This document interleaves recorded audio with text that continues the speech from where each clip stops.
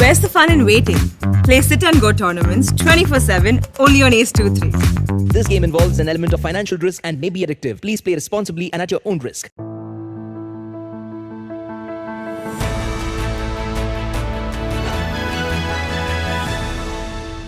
नमस्कार।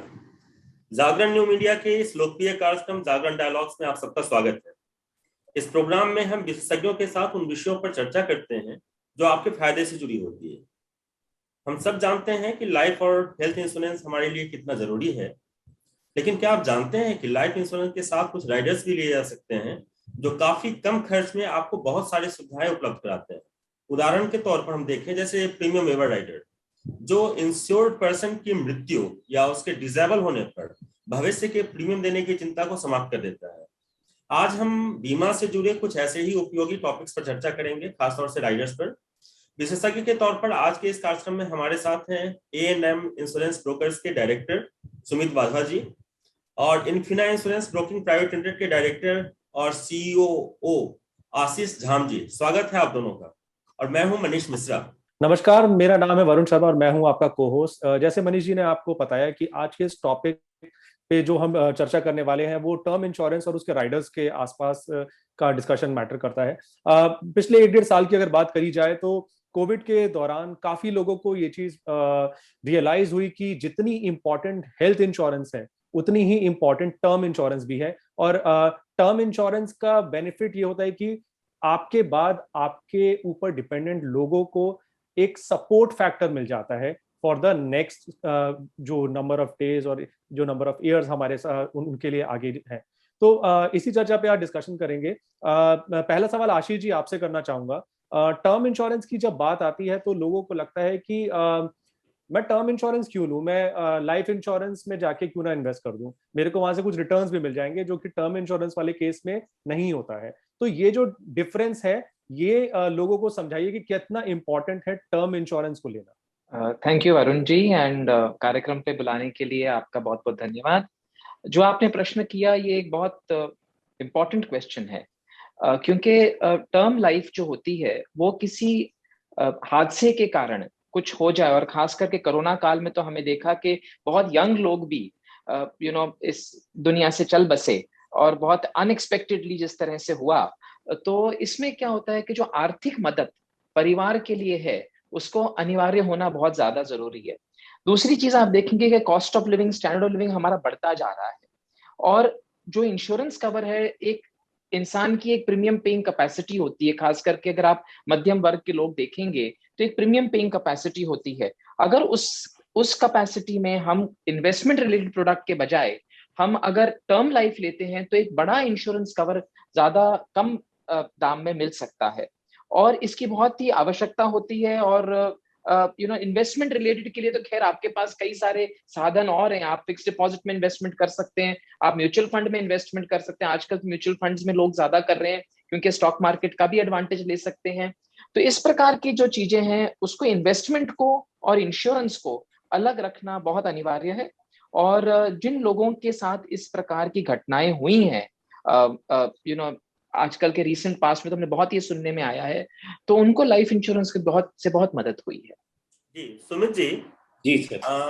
हम मतलब वेवर और प्रीमियम की चर्चा पहले भी कर चुके हैं अभी कार्यक्रम के दौरान। आप ये बताएं कि वेवर ऑफ प्रीमियम जो राइडर है, एक तो हमारे दर्शकों को ये समझा दें कि राइडर्स होते क्या हैं, दूसरा कि वेवर ऑफ प्रीमियम राइडर ये किन किन पॉलिसीज के साथ लिया जा सकता है और इसके फायदे क्या हैं। सर, वेवर ऑफ प्रीमियम एक एक्सटेंशन या एक एड ऑन कवर आप मान लीजिए जो कि एक स्टैंडर्ड लाइफ इंश्योरेंस पॉलिसी के साथ अवेलेबल है। वेवर ऑफ प्रीमियम में कंटिजेंसीज एक्सप्रेस्ड होती हैं कि क्या क्या प्रॉब्लम्स के वजह से आपका प्रीमियम जो है, जो फ्यूचर आपकी पेमेंट पेइंग टर्म्स हैं वो वेव ऑफ हो जाएंगी और जो पॉलिसी का बेनिफिट है वो कंटिन्यू रहेगा। इन टर्म्स ऑफ जैसे परमानेंट डिसेबलमेंट है या पार्शियल परमानेंट डिसेबलमेंट है, इन केसेस में आपका प्रीमियम वेव ऑफ हो सकता है अगर आप वो राइडर ऑप्ट करते हैं तो पॉलिसी लेते समय। लेकिन चिल्ड्रंस पॉलिसी जो है, जो बच्चों की पॉलिसी होती है, जो माता पिता लेते हैं, उसमें भी वेवर ऑफ प्रीमियम होता है। जैसे आपको बताया कि जो दुर्घटनाएं उसमें मेंशन होंगी, जैसे किसी सिंगल पेरेंट की डेथ हो जाती है या डिसेबलमेंट हो जाती है, जिससे जो आपका इनकम सोर्स था, जो या प्रीमियम का सोर्स था, वो डिसकंटिन्यू हो गया, उसको अवेल करने के लिए आप वेवर ऑफ प्रीमियम एक्सटेंशन अगर पॉलिसी में इनबिल्ट कराएंगे तो आपको पॉलिसी बेनिफिट उस दुर्घटना के होने की वजह से प्रीमियम वेव ऑफ हो जाएगा। जी जी। आशीष जी, जैसे सुमित जी ने बताया कि वेवर्स के बारे में हम लोग बात कर रहे हैं और राइडर्स की बात कर रहे हैं हम, जो कि टर्म इंश्योरेंस में एडेड हम करवा सकते हैं। तो फॉर एग्जांपल अगर 25 इयर्स का कोई यंग बंदा है और जिसने अभी जॉब अपनी शुरू करी है और नॉट मैरिड, अभी फैमिली का कोई प्रेशर नहीं है उसके ऊपर, तो व्हाट डू यू सजेस्ट कि एक आइडल इंश्योरेंस प्रीमियम उन्हें किस रेंज का लेना चाहिए ताकि वो प्रीमियम उनके ऊपर बोझ भी ना पड़े और साथ में वो जो टर्म इंश्योरेंस का बेनिफिट है वो भी उन्हें मिल पाए?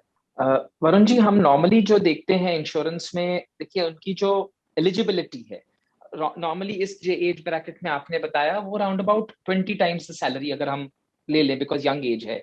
ऑफ कोर्स ये एलिजिबिलिटी कम हो जाती है, जैसे 40 वर्ष के बाद वो 15 गुना हो जाती है, बट ये 20 टाइम्स की तो एलिजिबिलिटी है। बट उस इंसान को ये देखना है कि अगर उसने कोई हाउसिंग लोन लिया हुआ है या उसने कोई इस प्रकार की अपनी, अभी अगर वो अपना परिवार शुरू कर रहा है, एक विवाह कर रहा है, उसकी संतानें होंगी, इस प्रकार उसकी जिम्मेवारियां बढ़ेंगी। जैसे उसकी जिम्मेदारी बढ़ती है, रिस्पॉन्सिबिलिटी बढ़ती है, और अपनी लायबिलिटी, जैसे एक हाउसिंग लोन की लायबिलिटी होती है, उसको पहले उसको कवर करना है। दूसरे तौर पे अगर उसकी अपनी स्पाउस की तरफ जो जिम्मेवारी है उसको भी उसको निभाना है। तो एक तरह से राइट बैलेंस करके रखना है। तो हर एक की इनकम पेइंग कैपेसिटी पे ये हम डिसाइड करते हैं। जो हमने मार्केट में देखा है, नॉर्मली लोग 5 से 7 गुना या 10 गुना अपनी इनकम का इंश्योरेंस स्टार्टिंग में लेते हैं, और इस इंश्योरेंस को आपको बढ़ाते रहना है जैसे जिम्मेवारियां आपकी बढ़ती जाएं जीवन में।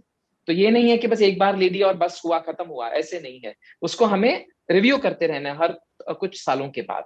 बट अगर आप यंग एज में इंश्योरेंस स्टार्ट करते हैं तो उसका प्रीमियम कम रहता है। तो मेरी ये सलाह रहेगी अपने दर्शकों से कि वो कम उम्र में ज्यादा इंश्योरेंस लें, उससे प्रीमियम कम पड़ता है, और अगर कुछ हादसा हो जाए और अपनी जो जिम्मेदारियां हैं वो आप पूरी तरह निभा सकेंगे। आशीष जी, आपने एक बड़ी अच्छी बात कही है। उम्मीद है कि दर्शक इसको अमल भी करेंगे कि एक बार टर्म इंश्योरेंस लेना ही काफी नहीं है। जैसे जैसे लायबिलिटी, जिम्मेदारियां आपकी बदलती हैं, खासतौर से जो फाइनेंशियल रिस्पॉन्सिबिलिटीज है, उसके अनुसार उसको रिव्यू किया जाना चाहिए। सुमित जी, एक बात बताएं कि क्रिटिकल इलनेस कवर मतलब जो गंभीर बीमारियां हैं जैसे कैंसर, स्ट्रोक, पैरालिसिस वगैरह, इसका जो कवर है वो अलग से भी आता है जिसको हम क्रिटिकल इलनेस कवर कहते हैं जी। लाइफ इंश्योरेंस के साथ ये राइडर के तौर पर भी उपलब्ध होता है। लाइफ इंश्योरेंस का मेरा मतलब व्यापक है, इसमें टर्म इंश्योरेंस भी शामिल है।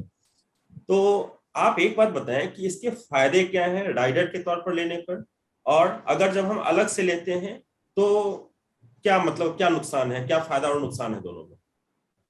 सर, क्रिटिकल इलनेस एक डिफाइंड सेट ऑफ बीमारियों के लिए एप्लीकेबल है, जो कि आपको बीमारियां होंगी सर इसमें? Sir, company to company depend करता है। कोई 12 क्रिटिकल इलनेसेस डिफाइन करता है, कोई 33 क्रिटिकल इलनेसेस डिफाइन करता है, कोई 66 डिफाइन करता है। पर वो मेजरली आपके सब बॉडी ऑर्गन से रिलेटेड होते हैं, be it kidney, brain, heart, cancer related. इसकी फंक्शनैलिटी सर पॉलिसी की ये रहती है कि इन केस ऑफ डायग्नोसिस जो पॉलिसी होल्डर है उनको एक सर्वाइवल पीरियड रहना पड़ता है, let's say 30 days from first diagnose. अगर वो सर्वाइव कर जाते हैं तो उनको जितना पॉलिसी का वैल्यू है वो पूरा पे किया जाता है, इररिस्पेक्टिव वो उसको इलाज पे लगाएं, अपनी फैमिली को दें, या जैसे भी उसको ट्रीट करना चाहें। ये as a add on cover भी अवेलेबल है लाइफ इंश्योरेंस में, पर इसकी परसेंटेज डिफाइन की जाती है। जैसे सपोज आपने 1 करोड़ का टर्म इंश्योरेंस लिया तो 10% ऑफ द सम इंश्योर्ड आपको क्रिटिकल इलनेस का कवर अवेलेबल है 10 लाख के लिए। और अगर आप अलग से लेना चाहते हैं तो वो stand alone policy critical illness की भी अवेलेबल है। तो इन दोनों राइडर के चार्ज और जो स्टैंड अलोन पॉलिसी है, इन दोनों के प्रीमियम में क्या फर्क होता है? तो मेरे ख्याल में इसमें आशीष जी की मैं हेल्प लेना चाहूंगा, क्योंकि क्रिटिकल इलनेस का आई थिंक ज्यादा ज्ञान आशीष जी को होगा। क्रिटिकल इलनेस में जो कवर होता है नॉर्मली हम देखेंगे कि वो 20 से 25% से 50% भी कई बार कई कंपनियां लोड करती हैं। जैसे सुमित जी ने बताया कि लिस्ट के हिसाब से वो वेरी करता है, तो उस प्रकार से हर एक के एक अलग अलग प्लान दिए गए हैं। और इसमें एक और इंटरेस्टिंग बात मैं आपको बताना चाहूंगा कि जैसे अगर इंसान टर्म लाइफ लेता है 1 करोड़ रुपए की और क्रिटिकल इलनेस हम लेते हैं 30 लाख की, मैं एक एग्जाम्पल के तौर पे बता रहा हूँ, तो अगर क्रिटिकल इलनेस हो जाती है तो 30 लाख तो मिलेगा ही मिलेगा, और जब नेचुरल डेथ या कुछ इस प्रकार का की दुर्घटना होती है तो पूरा सम इंश्योर्ड मिलेगा, तो डबल बेनिफिट एक तरह से हो जाता है।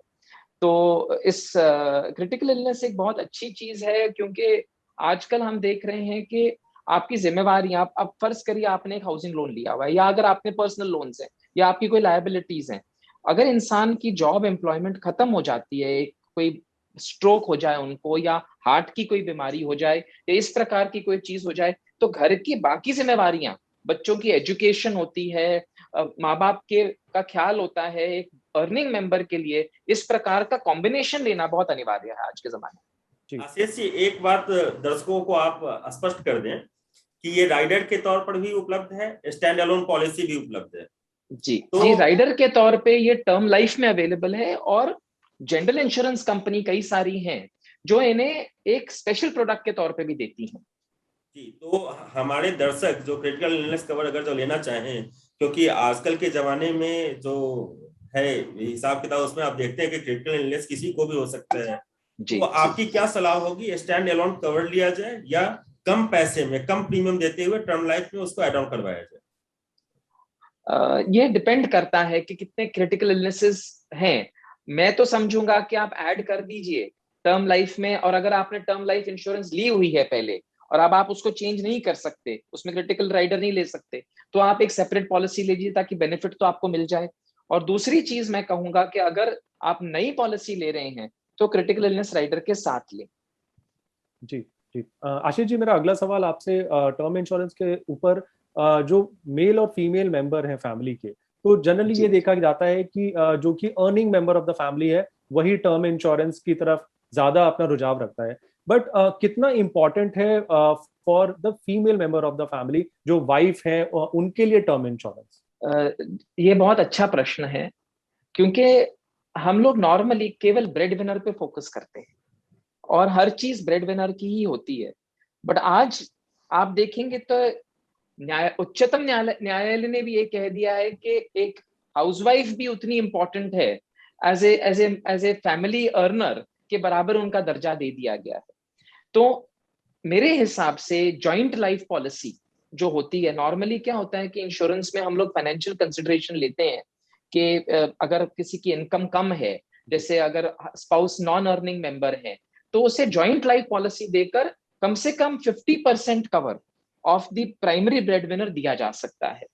तो I think it's a good thing to do joint life policies, and इसमें फैमिली में भी राइट बैलेंस रहता है, और एक एलिजिबिलिटी सबकी होनी चाहिए जीवन बीमा की तरफ, केवल उनकी तरफ, क्योंकि हादसा कभी भी आ सकता है, ये तो प्राकृतिक चीजें हैं आजकल, और कोरोना ने तो हमें सिखा दिया है कि लाइफ की क्या वैल्यू है। सुमित जी, अब हम एक्सीडेंटल डेथ राइडर की बात करेंगे। आज हम राइडर्स पर ही चर्चा कर रहे हैं और फोकस कर रहे हैं। इसकी दो वजह है कि अगर आप इसको अपनी टर्म इंश्योरेंस पॉलिसी के साथ ऐड करते हैं तो आपको कम प्रीमियम देना होता है और बेनिफिट ज्यादा होता है। अगर आप अलग से लेते हैं तो प्रीमियम आपको ज्यादा देना पड़ सकता है। तो Sumit ji, accidental death rider किन किन पॉलिसी के साथ उपलब्ध है, इसके क्या फायदे हैं? सर, सेम जिस तरीके से क्रिटिकल इलनेस की एप्लीकेबिलिटी है, same way personal accident policy भी अवेलेबल है एज अ राइडर और as a stand alone policy. Rider में जैसे आशीष जी ने बताया था कि अगर आप टर्म पॉलिसी ऑलरेडी ले चुके हैं और पर्सनल एक्सीडेंट उसमें नहीं इंक्लूड किया है, तो फायदेमंद रहेगा कि आप उसको अलग से पॉलिसी ले लीजिए। सेकेंडली, इसके दो फायदे होते हैं। एक तो ये वर्ल्ड वाइड कवर रहता है, हर टाइप का एक्सीडेंट वर्ल्ड वाइड कवर रहता है। सेकेंडली, इसमें पार्शियल डिसेबलमेंट, परमानेंट डिसेबलमेंट और डेथ, ये तीनों ही बेनिफिट्स इनबिल्ट होते हैं। टेम्परेरी डिसेबलमेंट भी कवर होती है। और जो आपकी स्टैंड अलोन पॉलिसी है उसमें आपका वीकली बेनिफिट और कई तरीके के एड ऑन राइडर्स और भी कवर होते हैं, जैसे educational grant, modification of residence. मान लीजिए कोई डिसेबल हो गया और उनको अलग तरीके का बेड की ज़रूरत है या उनको घर की एंट्री चेंज करनी पड़ रही है, तो इस मॉडिफिकेशन एक्सपेंसेस भी इसमें कवर किए जाते हैं। अच्छा, एक बात और भी थी इसमें कि मान लीजिए किसी ने 1 करोड़ रुपए की अपनी पॉलिसी ली हुई है, टर्म इंश्योरेंस पॉलिसी। जी सर। तो जो एक्सीडेंटल डेथ राइडर है वो मैक्सिमम कितने का हो सकता है? Same value sir as term insurance. मतलब 1 करोड़ रुपए एक्सीडेंटल डेथ राइडर, मतलब जिसने एक्सीडेंटल डेथ राइडर लिया हुआ है, अगर उसकी किसी दुर्घटना में मौत होती है हाँ जी, तो उसको 2 करोड़ रुपए मिलेंगे। बिल्कुल सर, डबल बेनिफिट मिलेगा। जी हम यही दर्शकों को समझाना चाहते थे। जी जी वरुण जी। जी आशीष जी, जैसे सुमित जी ने अभी बताया कि जो ये वर्ल्ड वाइड कवरेज है, तो जी, ये जी। मैं थोड़ा सा जानना चाहूंगा, बिकॉज काफी लोगों को ये चीज क्लियर होनी चाहिए कि इन केस अगर वो ट्रैवल कर रहे हैं आउट ऑफ द कंट्री, अगर इंडिया से बाहर कहीं जा रहे हैं ट्रैवल, और वहां पे किसी तरह का कोई हादसा हो जाता है, तो वहां पर भी ये कवर किया जाएगा जो टर्म इंश्योरेंस की उनकी पॉलिसी है। एम आई राइट सुमित जी जी। तो ये जो एक्सीडेंटल डेथ होती है या नेचुरल डेथ हुई कि 24 आवर वर्ल्ड वाइड कवर जो जैसे सुमित जी ने बताया, वो पर्सनल एक्सीडेंट पॉलिसीज में बहुत ग्रुप पैमाने पे कॉर्पोरेट पॉलिसीज में भी दी जाती है और इंडिविजुअल पॉलिसीज में भी दी जाती है। तो इसका ये एक मतलब IRDA में ये फाइल्ड है प्रोडक्ट सारी इंश्योरेंस कंपनी द्वारा। जो जनरल इंश्योरेंस कंपनीज है, लाइफ इंश्योरेंस तो राइडर के तौर पे फाइल करते हैं, जी बट स्टैंड अलोन जो पर्सनल एक्सीडेंट पॉलिसी इनकी कीमत बहुत कम होती है। और ये जैसे 4 बेनिफिट्स इन्होंने बताए, इसमें एक और इंटरेस्टिंग बेनिफिट होता है कि अगर किसी का फ्रैक्चर हो जाए और वो अस्पताल नहीं जाता, तो उसका भी वीकली कॉम्पनसेशन दिया जाता है। और उसके मेडिकल बेनिफिट्स जो treatment up to certain extent, कई इंश्योरेंस कंपनियां 25% करती हैं, कई 40% तक करती हैं। तो अगर उसे एडिशनल बेनिफिट भी दिया जा सकता है, तो हम अभी तक सुनते हैं कि मेडिक्लेम पॉलिसियां जो होती हैं केवल अस्पताल जी जाने पर मिलता है, बट पर्सनल एक्सीडेंट पॉलिसी एक ऐसी पॉलिसी है जहां पर डेथ, टेम्पररी डिसेबलमेंट जैसे मैंने आपको फ्रैक्चर वगैरह बताया, परमानेंट डिसेबलमेंट जैसे अगर किसी को कोई मतलब किसी का लिम्ब या एक अंग का हिस्सा मतलब हाथ या पैर अगर खोना पड़ा, उस प्रकार का अगर हादसा हो जाए तो उसका कॉम्पनसेशन कई कंपनियां, तो मैं आपको बताऊं, 125 गुना देती हैं, 125% ऑफ सम इंश्योर्ड, वो तक दिया जाता है, क्योंकि the cost of that disablement is more than the cost of person, अगर मृत्यु हो जाती है तो उस तरह से जो एक्सीडेंटल पॉलिसीज हैं ये बहुत एक तो सस्ती हैं, उसको हमेशा सबको लेनी चाहिए चाहे इंडिविजुअल तौर पर हो, और ये वर्ल्ड वाइड बेनिफिट देती हैं, क्योंकि हादसा तो कभी भी कहीं भी हो सकता है। अब लाइफ इंश्योरेंस के साथ मिलने वाले जो राइडर्स हैं उन पर तो हमने चर्चा कर ली। सुमित जी आप बताएं कि हेल्थ इंश्योरेंस के साथ कौन कौन से राइडर्स उपलब्ध हैं जो ऑप्ट करने चाहिए? तो हेल्थ इंश्योरेंस पहली बात तो लेनी जरूर चाहिए। राइडर्स जी का जो एसेंशियल पार्ट है वो बेसिकली हेल्थ इंश्योरेंस ही इतना इन डेप्थ और इतना वाइड सब्जेक्ट है कि आप जितना मर्जी ऐड करते जाएं उसको बेटर करते जाएं, बट उसका कोई एंड है नहीं। जी सबसे पहले तो मैं कहूँगा उसकी बेसिक जो पॉलिसी फ्रेमवर्क है वो स्टडी करना चाहिए कि रूम रेंट कैपिंग सबसे बड़ा जो फैक्टर है जिसको मद्देनजर रखते हुए पॉलिसी लेनी चाहिए, क्योंकि काफ़ी पॉलिसीज हैं जो पुरानी ट्रेडिशनल चली आ रही हैं, उनमें 1% ऑफ रूम रेंट कैपिंग होती है। वो कैपिंग आपको अनकैप्ड पॉलिसी हमेशा लेनी चाहिए, कोई डिजीज वाइज सब लिमिट्स नहीं होनी चाहिए। इन टर्म्स ऑफ अगर राइडर्स में अगर आपके क्वेश्चन पे आऊँ तो राइडर्स इस तरीके के कोई हेल्थ इंश्योरेंस में अलग से वर्ल्ड वाइड एक्सटेंशन मिल सकती है सर, या क्रिटिकल इलनेस राइडर आप ले सकते हैं। कुछ पॉलिसीज हैं जो आपको पर्सनल एक्सीडेंट इनबिल्ट कवर देती हैं, कुछ एज एड ऑन ऑफर करती हैं। जी, कुछ कंपनियां हैं जो रूम रेंट वेवर राइडर भी ऑफर करती हैं।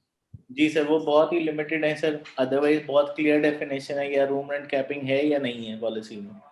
बट अभी कुछ नई कंपनीज आई हैं जहां आपको कस्टमाइजेशन की ऑप्शन दी गई है, आप रूम रेंट ले सकते हैं, डिजीज पे भी लिमिट्स लगा सकते हैं, जैसे कैटरैक्ट हो गया, हर्निया हो गया, इन पे आप लिमिट्स लगाना चाहें वो हटा सकते हैं, या आप एक्स्ट्रा प्रीमियम दे के अपनी कैपिंग और जितनी रिस्ट्रिक्शंस हैं वो सब वेव ऑफ कर सकते हैं। जी जी जी आशीष जी, अगला सवाल आपसे डॉक्यूमेंटेशन के अराउंड में पूछना चाहूंगा। कई बार देखा गया है कि जो कंपनीज होती हैं वो डिनाई करती हैं टर्म जो एश्योर्ड होता है, और उसके पीछे कई बार रीजन ये होता है जो लोगों ने डिक्लेरेशन दिया हुआ होता है, फॉर एग्जाम्पल अल्कोहल कंजम्पशन का या स्मोकिंग का, वो अपने उस डिक्लेरेशन में उसे डिनाई कर देते हैं, but apparently in the real life वो उसे कंज्यूम करते हैं। तो उसकी कितनी इंपॉर्टेंस है डिक्लेरेशन में सच बोलने की, ये हमारे यूजर्स को बताइए। एक बहुत, वरुण जी, ये आपका सवाल केवल लाइफ इंश्योरेंस की तरफ नहीं है, ये हर प्रकार की इंश्योरेंस की तरफ है, क्योंकि इंश्योरेंस जो है एक कॉन्ट्रैक्ट होता है, and a contract of utmost good faith. जिसे हम कहते हैं। तो आप एक पॉलिसी होल्डर के तौर पर एक बीमा कंपनी को जो डिक्लेयर करते हैं प्रपोजल फॉर्म में, तो जैसे हम ऑफर एंड एक्सेप्टेंस का एक प्रपोजल जो हम कहते हैं, तो ऑफर डॉक्यूमेंट जो होता है वो प्रपोजल फॉर्म में होता है कि आप डिक्लेयर करते हैं अपने तौर पे, और कभी भी आपने जो मटेरियल फैक्ट्स हैं आपकी लाइफ के, आपकी हेल्थ के बारे में, या आपको जो भी क्वेश्चंस प्रश्न पूछे गए हैं, उसे आपको पूरी निष्ठा के साथ सवाल जब उनके जवाब देने हैं। ये आपको डरना नहीं है कि भाई अगर हम ये कह देंगे तो ज्यादा प्रीमियम लग जाएगा, या ये कह देंगे तो हमारा प्रपोजल रिजेक्ट हो। जो सच्चाई है वो आपको लिखनी है। नहीं तो क्या होगा कि जैसे अभी आपने बताया कि कोई कुछ लिख देता है और बाद में पता लगता है कि इंसान स्मोकर था, तो that is called suppression of material information. इसके तौर पे बीमा कंपनी क्लेम आपका रिजेक्ट कर सकती है। और ये अटमोस्ट गुड फेथ का जो कॉन्ट्रैक्ट है, इसका सबसे बड़ा वायलेशन हो जाएगा। तो आपसे सब दर्शकों से ये गुजारिश है कि आप पूरी तरह, अगर आप स्मोकिंग करते हैं, आप प्लीज उसे स्मोकिंग डिक्लेयर करें लाइफ इंश्योरेंस में, क्योंकि स्मोकर का प्रीमियम अलग से चार्ज होता है प्राइवेट कंपनियों में। LIC खैर एक उनका स्मोकर नॉन स्मोकर का सेम कैटेगरी रखते हैं नॉर्मली, बट आप अपना प्लीज डिक्लेयर करें, क्योंकि ये जो डिक्लेरेशन बहुत ही इंपॉर्टेंट है। और ये हर चीज में, अगर आपकी हेल्थ की डिक्लेरेशन है, आपको अपनी जो जो दवाइयां ले रहे हैं, जो आपके अगर टेस्ट हुए हैं, अगर कोई आपकी सर्जरी हुई हुई है, उसके बारे में सब इंफॉर्मेशन आप दीजिए कि अगर कुछ हादसा हो जाए, आप नहीं रहेंगे तब, पर आपके परिवार को उस समय कोई तकलीफ ना हो, ये बात सोचकर आप इंश्योरेंस कीजिएगा। हमारे दर्शकों को बड़ी अच्छी जानकारियां हमारे दोनों विशेषज्ञ आज उपलब्ध करा रहे हैं जीवन बीमा और हेल्थ इंश्योरेंस को लेकर, और उम्मीद है कि वो इस पर अमल भी करेंगे और इसका ज्यादा फायदा भी उठाएंगे। सुमित जी, जो दर्शक हमारे जानना चाहते हैं वो ये कि बहुत सारी कंपनियां लाइफ इंश्योरेंस में है, हेल्थ इंश्योरेंस में है, जनरल इंश्योरेंस आई मीन्स, तो इन कंपनियों के काफी सारे प्रोडक्ट मार्केट में है। आप दोनों जो है उस इंडस्ट्री से हैं जहां तमाम तरह के प्रोडक्ट्स आप देखते हैं, समझते हैं, करते हैं। लेकिन एक आम आदमी जो बीमा खरीदने जाता है या बीमा खरीदने की कोशिश करता है, सबसे पहले वो ऑनलाइन जाता है, उसके बारे में जानकारी हासिल करता है, लेकिन वो प्रोफेशनल नहीं होता। बीमा का चयन जो है करना, बीमा कंपनियों का और बीमा के प्रोडक्ट का, ये भी अपने आप में एक चैलेंज है। एजेंट ज्यादातर जो है वो मदद करने की जगह अपना फायदा भी देखते हैं, यहाँ पर मैं ये कहना चाहूंगा। आप सुमित जी ये बताएं, और आशीष जी आपके पास भी मतलब सेम क्वेश्चन रहेगा कि आखिर जब वो टर्म इंश्योरेंस लेना चाहें, राइडर्स चूज करना चाहें, या हेल्थ इंश्योरेंस लेना चाहें, तो सबसे पहले कंपनी का चयन कैसे करें? क्या उसका पैरामीटर होना चाहिए? दूसरा कि अगर जब वो प्रोडक्ट कोई चूज करते हैं तो प्रोडक्ट कैसे चूज करें? सुमित जी सबसे पहले आपके पास। सर ये एक बहुत ही डिफिकल्ट क्वेश्चन है मैं कहूँगा, क्योंकि किस कंपनी को आप नंबर A कहेंगे, किसको B कहेंगे, क्योंकि हर कंपनी अपनी कैपेबिलिटी के हिसाब से, अपने नेटवर्क के हिसाब से। सुमित जी एक पैरामीटर आप बता दें कि अगर जब कोई आदमी पॉलिसी खरीदने जाता है लाइफ या हेल्थ, तो वो मतलब कंपनी का चयन कैसे करे, कैसे मतलब उसको छांटे, मतलब कि इन 2-3 कंपनियों से लेना है। हेल्थ इंश्योरेंस में भी यही बात, और उसके बाद प्रोडक्ट। एज पर एक्सपीरियंस तो मैं आपको कहूंगा सबका घूम फिर के एंड रिजल्ट यही आता है कि पैसा कितना देना पड़ेगा जी। तो वो चीज ना सोचते पहले बेनिफिट्स पे जाया जाए, रादर देन आपसे बॉटम लाइन पढ़े कि मैंने कंपेयर किया 6 कंपनियों को, सबसे सस्ता वाला ले लिया, बेस्ट है ये, सभी कहेंगे मैं बेस्ट हूँ। बट आपको कंपेयर करने के लिए सर जो फैक्टर्स मैंने आपसे पहले भी बताए थे, चाहे वो रूम रेंट कैपिंग है कि कौन सी पॉलिसी आपको प्री हॉस्पिटलाइजेशन एक्सपेंसेस ज़्यादा दिनों के लिए दे रहा है, कौन पोस्ट हॉस्पिटलाइजेशन आपको ज़्यादा पीरियड के लिए दे रहा है, क्या रिस्टोर बेनिफिट मिल रहा है आपको, क्या बोनस के टर्म्स में बेनिफिट्स मिल रहे हैं। तो जब तक आपको कंपैरिजन के लिए, इसलिए आपको इंटरमीडियरीज या इंश्योरेंस रेगुलेटर ने भी इतने सारे चैनल्स बनाए हैं कि आप इनकी मदद लेकर डिसाइड करें, क्योंकि आप एज ए एक्सपर्ट अपने आप को ऑनलाइन एक फ्रेमवर्क में देख के खुद डिसाइड ना करें, बिकॉज उसमें बहुत सारी टेक्निकल जार्गन यूज की जाती है जो हमें फ्रॉम द फील्ड तो मालूम है, बट एज अ लेमैन आपको नहीं मालूम होगा। तो मैं हमेशा कहूँगा कि कंपेयर जरूर करें, बट बेनिफिट्स को कंपेयर करें रादर देन प्राइस को। आशीष जी आपकी मनीष जी, हाँ मैं इसके ऊपर बताना चाहूंगा कि जब हम नॉर्मली अपने कस्टमर्स को बताते हैं तो पहली चीज हम देखते हैं कि इंश्योरेंस कंपनी की सॉल्वेंसी कितनी है। IRDA आपको टॉप इंश्योरेंस कंपनी की सॉल्वेंसी पैरामीटर डिक्लेयर करता है। दूसरी चीज कि यानी कि जो बड़ी कंपनियां हैं उनके पास क्षमता ज्यादा है क्लेम पे करने की अगर बहुत बड़ी कोई दुर्घटना हो गई। दूसरी चीज कि जो क्या कहते हैं किस प्रकार के प्रोडक्ट सूटेबल है, जैसे सुमित जी ने कहा कि भी रूम रेंट वगैरह हैं, मैं उनसे बिल्कुल सहमत हूं, क्योंकि रूम रेंट वगैरह लगा रहा तो रिस्ट्रिक्शन हो जाती है लोगों को, पहली चीज। दूसरी चीज हम देखते हैं कि कंपनी का क्लेम सेटलमेंट रेशियो कैसे है। उनके पास इन हाउस क्लेम सेटलमेंट है मेथड के, वो TPA के ऊपर रिलाई कर रहे हैं। अगर इन हाउस है तो क्लेम सेटलमेंट हमेशा जल्दी होता है। आप बेशक थोड़े से पैसे ज्यादा दे रहे हो, तो सुमित जी ने कहा कि अभी आप केवल प्राइस फैक्टर मत लें, बाकी चीजें भी लें, वो बहुत जरूरी है जानना। और ये सब चीजें जानने के लिए विशेषज्ञ जो हैं, जिस प्रकार से आप लीगल फील्ड में देखेंगे या मेडिकल फील्ड में देखें, और विश्व भर में इंश्योरेंस एक प्रोफेशन के तौर पे जाना जाता है, और rather than just a service तो है ही, बट एक प्रोफेशन के तौर पे जाना जाता है, क्योंकि आपको एडवाइस दी जाती है। पहले क्या था, केवल 4 सरकारी कंपनियां थी राष्ट्र, जब ये अपना नेशनलाइजेशन के समय, और बाद में जब प्राइवेटाइजेशन हुआ तब आज कितनी सारी इंश्योरेंस कंपनियां, 30 से ज्यादा इंश्योरेंस कंपनियां केवल नॉन लाइफ सेक्टर में है। दूसरी चीज अब आ गई है कि नए नए प्रोडक्ट्स आ रहे हैं, तो पोर्टेबिलिटी करना, आप अगर पुरानी पॉलिसियां कर रहे हैं उससे आप नई पॉलिसी में आप जा सकें, उस तरह की जानकारी हासिल करना, ये भी बहुत जरूरी है। अब मैं आपको बताऊं कि कुछ लोग हमें ये पूछते हैं बार बार सवाल कि आप हॉस्पिटलाइजेशन के लिए पॉलिसी देते हैं बट नॉन हॉस्पिटलाइजेशन के लिए क्या पॉलिसी है, तो हम कहते हैं हाँ उसके लिए भी है, उसकी कॉस्ट जरूर है, पर आप देखिए कि अभी आउट पेशेंट ट्रीटमेंट किसी को लेना हो, डेंटल ट्रीटमेंट किसी को लेना हो, या अपना मेडिकल चेकअप्स कराने हो, उस तरह के प्रोडक्ट्स भी अब मार्केट में आने लग गए हैं। जैसे ये सब इंटरनेशनल मार्केट से आ रहा है। जैसे एक और बात अभी बताई थी थोड़े टाइम पहले कि आप इंटरनेशनल हेल्थ भी ले सकते हैं, जो लोग बाहर ट्रैवल ज्यादा करते हैं। तो ये सब फैक्टर्स, जैसे मैंने आपको बताया, solvency of the insurance company, number 2 कि जो, क्योंकि इंश्योरेंस एक लॉन्ग टर्म कॉन्ट्रैक्ट है।